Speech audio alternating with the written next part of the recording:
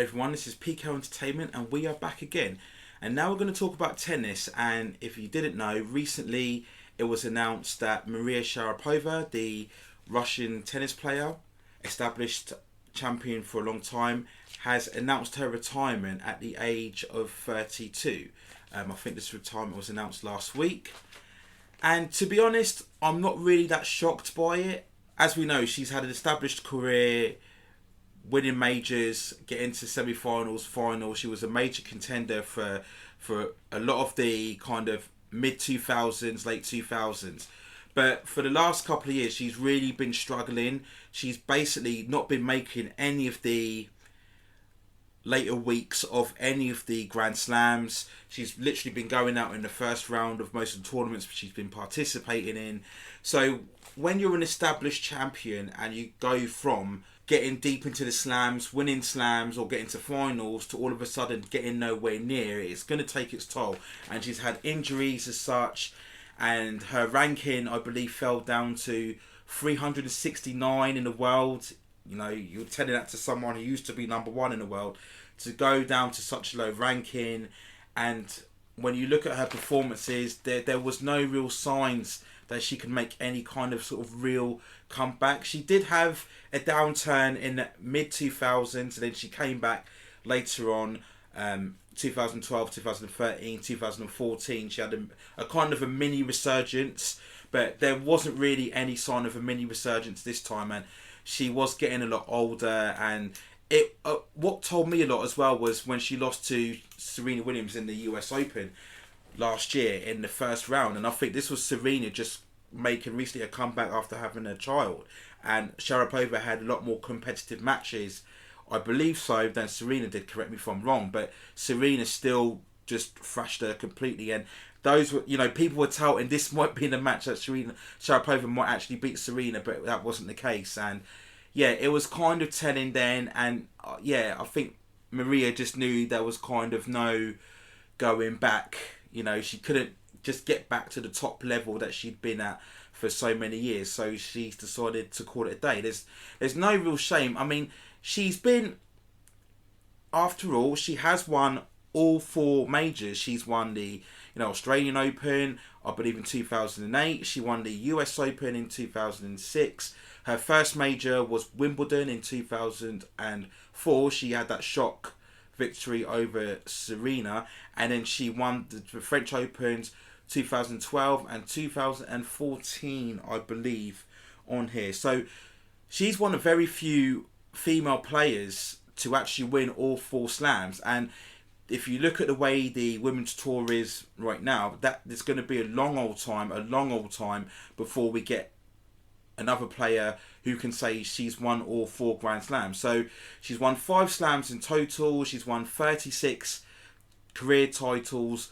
overall. So she's had a very successful career. She's been number one in the world. She's endless prize money and endorsements. Forbes, she was ranked the highest paid female for, I think, for 10, 11 years straight, something like that. She's overall had a prize money and endorsement money earnings of, I think, from 280 to 300 million. So she has had a very accomplished and successful career, no doubt about it. I think as a player, she never had the skills or the depth in her game that, let's say a Justine Henin did, or a Kim Clijsters or Martina Hingis. Sharapova's game was always about guile and force and a certain power to a degree. She never had the mobility or the quick kind of lateral movement of, let's say, of Simona Halep did. Very difficult because she's got that massive 6'2" frame of hers. So she really got by more on her athletic condition, her kind of fierce determination, and her competitiveness. You know, that really, I think, was what propelled her to become such a top contender for many years. She, as we know, she's going to be very notable for the whole shrieking. As we all know, very high screaming every single shot. A lot of fans were annoyed by that. That was just tendency. She's not the only player on there, but that was another very notable part of her career. What was, I think, very distinctive obviously about Sharapova is that she clearly was the glamour girl, supermodel of tennis. You know, she was essentially a marketer's dream, right? She was tall, she was white, she was blonde, she was stunningly beautiful, but she also had the talent and, more importantly, the success to back up the looks, right? In general culture, we always kind of look down on people who get by or very successful because of their looks, because we kind of criticize them for not having any substance beneath the style. And I can remember vividly when Sharapova first emerged on the tour, people were kind of worried, oh, is this going to be another case like Anna Kournikova, who, again, like Sharapova, had that ideal marketing look, blonde, beautiful, exotic. Kournikova was Russian as well, I believe, but Kournikova never ever really made any impact in terms of the big tournaments, in terms of the majors. I think she got to the semi-finals once, in whether it's Wimbledon or the French, I can't remember. You have to correct me in the comments, but she could never build a consistent and successful career, Kournikova, and that was what was very distinctive about Sharapova. She was able to back up the looks and the beauty that she had, so that gave her a lot more credibility, and in turn that made her an even more of an attractive sports female to market the game. And whether you like it or not, she was without doubt the biggest and most successful commercial name in the women's game in certainly the last 10-15 years. She had endless sponsorship deals with the likes of Porsche and Nike, and she created her own confectionery brand, the Sugarpova, if you like. So she was earning, I think they said she started at 3 million a year, but that went up and up to roughly about 18 million a year for all the prize money and the endorsements alone. So super successful. There was always this ongoing debate, because another notable part of her career was the rivalry, or say that in inverted commas, rivalry with Serena Williams. When she beat Serena back in the Wimbledon 2004 final, it was a shock, right? Because this was when Serena was kind of really the dominant force. She recently completed the Serena Slam, the long calendar slam. I think it was 2002 to 2003 that Serena did this. So Serena was really the emerging powerful force along with Venus, right? And Sharapova, I think it was 17-18 when she faced Serena in the Wimbledon final, and she caused the upset. So everybody thought, wow, this is the beginning of the rivalry between the two, right? You have very dominant personalities, very big characters, a lot of people look up to. But as it turned out, it didn't turn out to be the case, and unfortunately the rivalry just became more and more lopsided as it went on. And I think the head-to-head record now stands at 2-20 against Serena. So it was, you know, she would get to finals and play Serena in many semi-finals and finals, but just didn't have the upper hand ever against Serena. So I think tennis badly wanted that to be the rivalry. They wanted Sharapova to have this big rivalry with Serena. You know, there was lots of contrasting dynamics to their rivalry. As we all know, they both had relationships with Grigor Dimitrov. There was the whole controversy, I believe, that I think Sharapova was dating him first and then Serena was dating him later. Sharapova made some comments about that, and then in her book, this was when she released her autobiography, and then Serena came back, and then Sharapova made some comments about Serena's relationship with her coach. So there's always been this kind of back and forth. You know, it's very interesting because tennis tries to keep all that behind the scenes stuff closed, but there was clearly an intensity between them, and I think tennis wanted to build on that more. Again, as I mentioned before, there was all the controversial debate. Why is Sharapova earning more than Serena, even though Serena has way more Grand Slams and has the upper hand in the rivalry? If you wanted to go deeper, there was a whole racial kind of debate about it all. Serena being obviously white and tall and blonde, Serena being very much African American. So I'm not going to go too much now because I'm going to focus more on Sharapova. But that was a facet of her career, her ongoing rivalry, if you like, or dynamic, contrasting dynamic with Serena. So, and at the end of the day, Sharapova was just maximising her earnings. You can't really blame her if she had the look and the image that the sport wanted to propel. You know, she's going to utilise that the same way, let's say, Beckham or Ronaldo did. So you can't really criticise her too much for that. But that's a notable facet of her career, that she just could never get the upper hand against Serena in any kind of rivalry on there. So unfortunately, despite having the Grand Slams, the established career, the getting to world number one, having all the endorsement money and a huge appeal and the huge kind of commercial value, unfortunately we have to refer to the whole drugs test. And in 2016, I believe, she failed a drugs test for consuming the substance as meldonium. Now, without going into too much, I believe this was something she protested that she had to take because she had a medical condition. She had to take it for over the last 10 years. And it was very controversial at the time.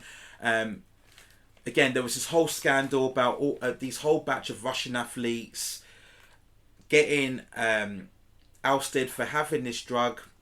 And was it a case of Sharapova, you had that famous interview where she came out in a sort of black outfit and confessed to the press conference about it.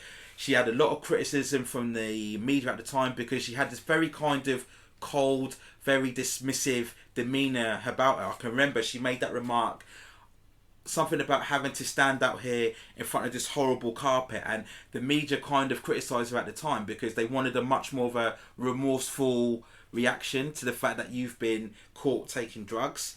And essentially meldonium, even though it was kind of only put on the ban list from January 2016, the whole debate again was that whether it's on the ban list or not, it's deemed to be performance enhancing, right? I think it helps something with your breathing and your stamina and your endurance.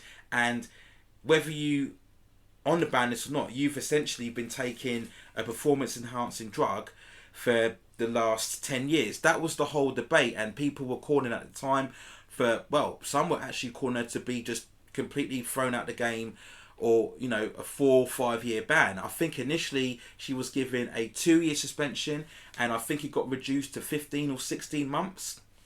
But yeah, there was a whole lot of debate at the time, and knowing the game, let's just say she's not the most popular amongst her peers. There were a couple of players, who kind of, I don't want to say kicks the boot in, but didn't show a lot of sympathy. You had all the male tennis players, obviously Murray and Nadal, coming up because the media were asking them, Federer, and stating, that if she broke the rules, she had to, accept the punishment. There was all the debate, well, tennis players, they get sent emails and notifications, or their team do, about what drugs are on the ban list, what ones aren't, and it's, rightly so, up to the athlete themselves to make sure they're taking the right substances and watch what goes in their body, right? So again, there was not really a lot of sympathy going around.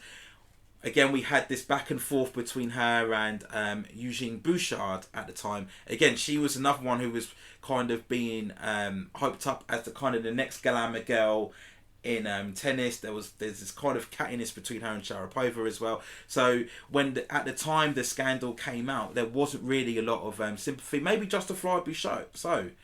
At the end of the day, as I said, it's up to these athletes to make sure they watch what they're putting in their bodies. So that put her up for a good role, and she came back and wasn't really quite the same. She didn't really make as much impact.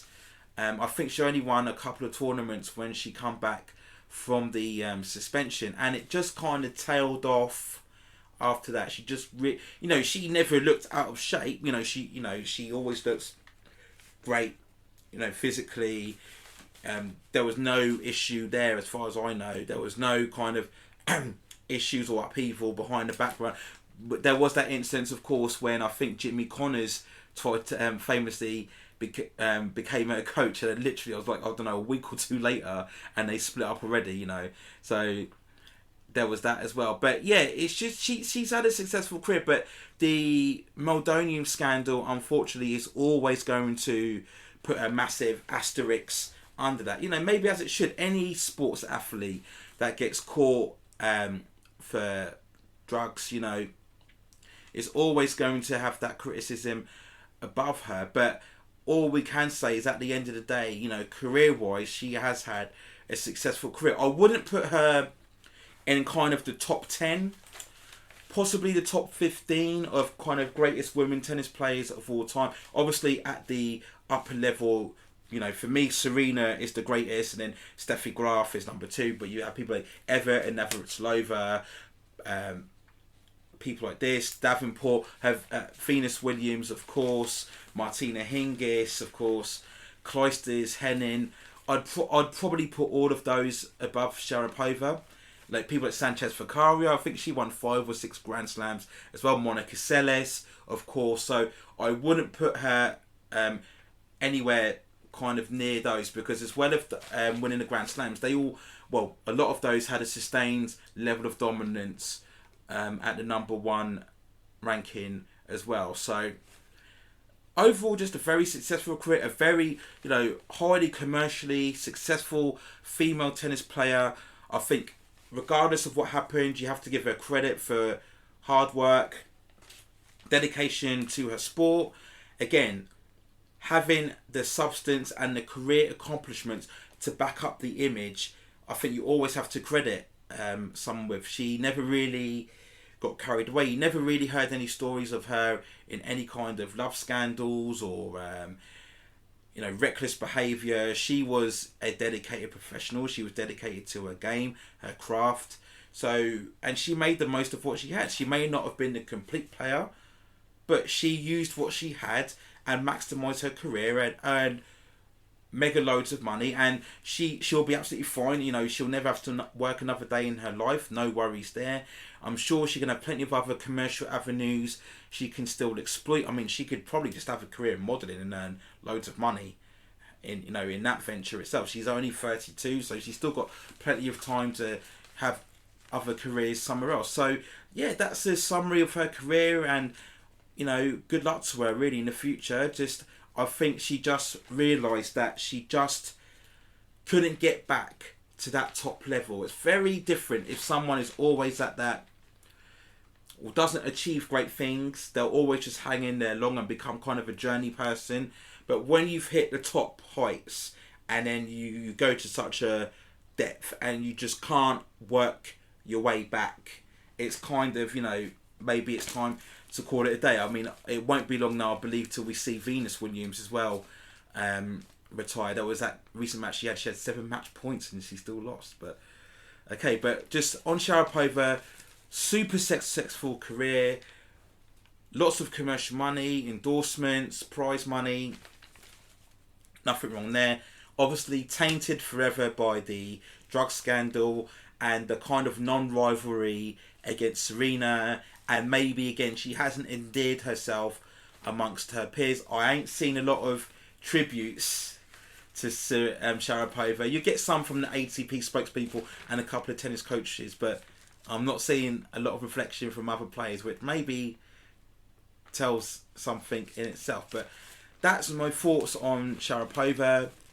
Good luck to her for the rest of the future. Let me know what you think in the comments. Do you think she shouldn't be considered amongst the top 10, top 15 all-time great players? Or do you think she should? As I said, not many players have managed to win all of the 4 slams. So that in itself is an achievement regardless of what you think. Do you think she's forever tainted by the Meldonium scandal, the fact that she couldn't get the upper hand against Serena, or you don't think those are issues as such and we should just accept Sharapova having a great career and just wish her good luck in the future? But those are my overall thoughts for now. Let me know what you think in the comments below. I will provide more tennis coverage going on in the future. So that's it for now. Take care of yourselves and I will see you very soon.